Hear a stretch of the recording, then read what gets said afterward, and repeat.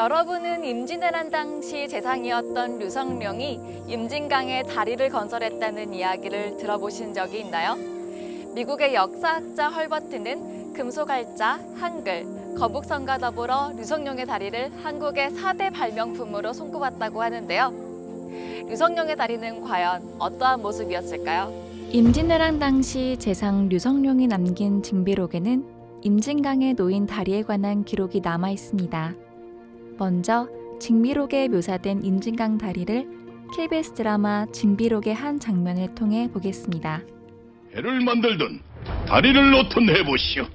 네, 그러면 두말 않고 한양으로 진격하겠소이다. 장군, 어느 세월에 배를 만들고 다리를 놓는단 말씀입니까? 다리를 놔보지요. 이걸로 부교를 만든다고요?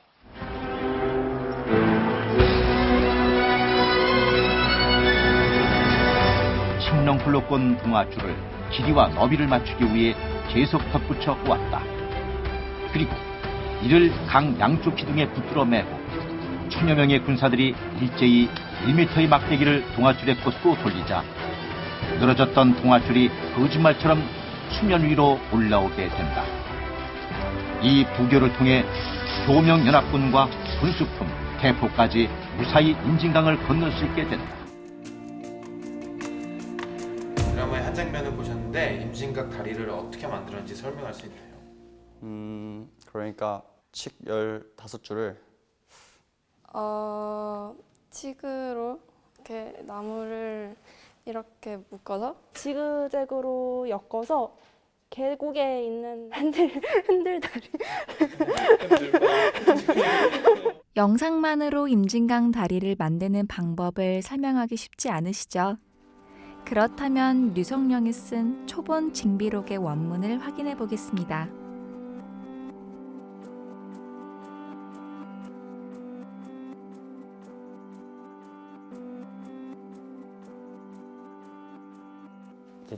약간 지그재그로 엮어서 저희 막 계곡 가면 있는 막 그 핸들 다리처럼 묶어내가지고 연결을 했던 것 같아요.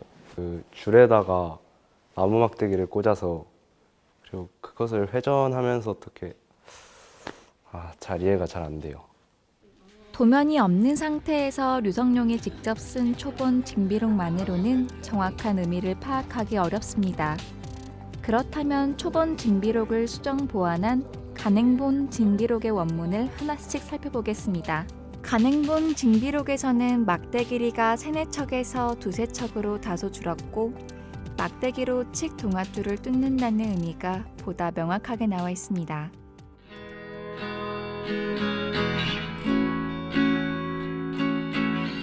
징비록은 기임진 부교사, 즉 임진강에 부교를 놓은 일을 기록하였습니다. 부교는 배의 부력을 이용해야 하지만 징비록이 묘사한 임진강 다리는 사실 부교가 아니라 조교입니다.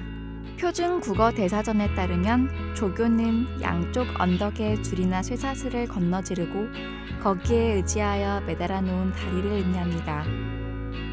강이나 바다에 놓는 다리를 부교라 통칭한 것으로 보입니다. 류성룡의 조교를 현수교 또는 사장교라고 평가하는 경우도 있습니다. 현수교는 주탑에 연결된 주 케이블이 상판에 연결된 보조 케이블을 당기는 구조의 다리를 말합니다. 영종대교가 대표적인 현수교입니다. 사장교는 주탑에 연결된 케이블이 다리 상판을 당기는 구조의 교량입니다. 사장교는 교각과 교각 사이 가운데에서 응력이 집중되는 것을 보완하는 방법으로 최근 많이 건설되고 있으며 한강의 올림픽대교, 인천대교가 대표적인 사장교입니다. 류성룡의 조교는 현수교나 사장교와 유사해 보이지만 주탑이 없는 출렁다리에 불과합니다. 줄의 장력을 이용하는 출렁다리는 흔하기 때문에 류성룡이 임진강 조교를 오늘날의 현수교 또는 사장교와 같이 평가하는 것은 부적절합니다. 류성룡 조교는 주탑이 없으며 교량의 양쪽 끝에 통나무로 앵커리지를 설치했습니다. 거기에 메인 케이블 15개를 고정하고 보조 케이블을 지그재그로 교차하여 바닥판을 구성한 다리입니다. 그렇다면 류성룡의 조교와 가장 유사한 다리는 무엇일까요? 이곳은 원주시 소금산에 있는 흔들다리입니다.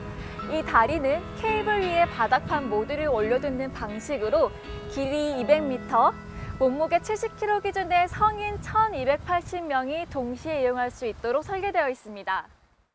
원주 소금산 흔들다리는 동아줄 15개 위에 다리바닥을 만든 류성룡의 조교와 원리, 규모가 가장 유사합니다.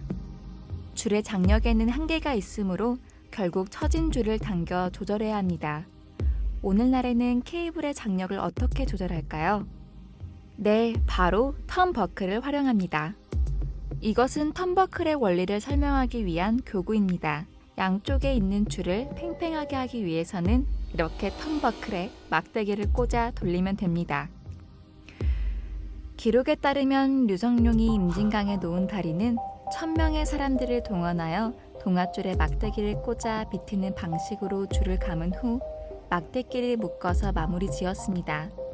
이러한 방식은 오늘날 턴버클을 활용하여 와이어의 장력을 조절하는 것과 동일한 원리입니다. 징비록의 기록을 바탕으로 류성룡이 임진강에서 건설한 다리를 재현해 보았습니다. 류성룡의 조교는 15개의 긴 동아줄이 다리를 떠받치는 중심 구조입니다. 15개의 동아줄을 연결한 통나무는 2개의 기둥에 튼튼하게 박혀 있습니다. 이는 오늘날 구랑의 앵커리지에 해당합니다. 15개의 줄을 양쪽으로 팽팽하게 잡아당기는 방법은 양쪽에서 많은 사람들이 막대기를 동아줄에 꽂아 돌리는 것입니다. 측 동아줄을 관통하는 부위가 턴버클에 해당하며 막대를 비틀어 감는 것은 턴버클을 돌리면서 줄을 조이는 것과 원리가 같습니다. 양쪽에서 많은 사람들이 막대기를 감아 줄을 조이고 나면 막대기끼리 묶습니다. 그렇게 되면 막대기들이 교차하여 빗살무늬가 됩니다. 15개의 줄 사이에는 다시 가로줄을 교차하도록 엮으면서 그물망을 형성합니다. 그 위에 갈대와 흙을 덮어 다리 상판을 완성하게 됩니다. 이처럼 우리는 교과 기반 프로젝트를 통해 류성룡이 임진강에 가설한 다리를 복원하였습니다. 프로젝트를 성공시키기 위해 우리는 수학, 역사, 사회, 과학, 한문 등 폭넓은 교과 지식을 총동원하였습니다. 징비록 원문을 분석하고 현수교, 사장교와 같은 현대의 교량 구조를 탐구하면서 자연스럽게 문이과 융합형 탐구를 실시하였습니다.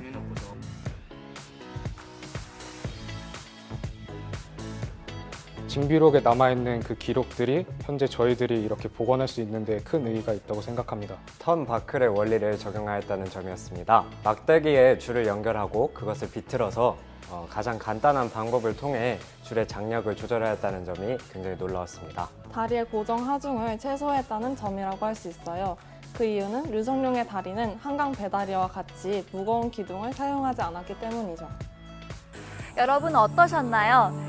수험 준비로도 바쁜 고등학생들이 한문으로 된 사서의 행간을 꼼꼼하게 분석하고 다리의 역학적 구도를 탐구하고 고민하는 모습들이 대견해 보이지 않으셨나요? 지금까지 류성룡이 만든 임진강 조교의 정확한 형태와 공법을 재현해낸 인천 하늘고등학교 교과 기반 프로젝트 팀이었습니다.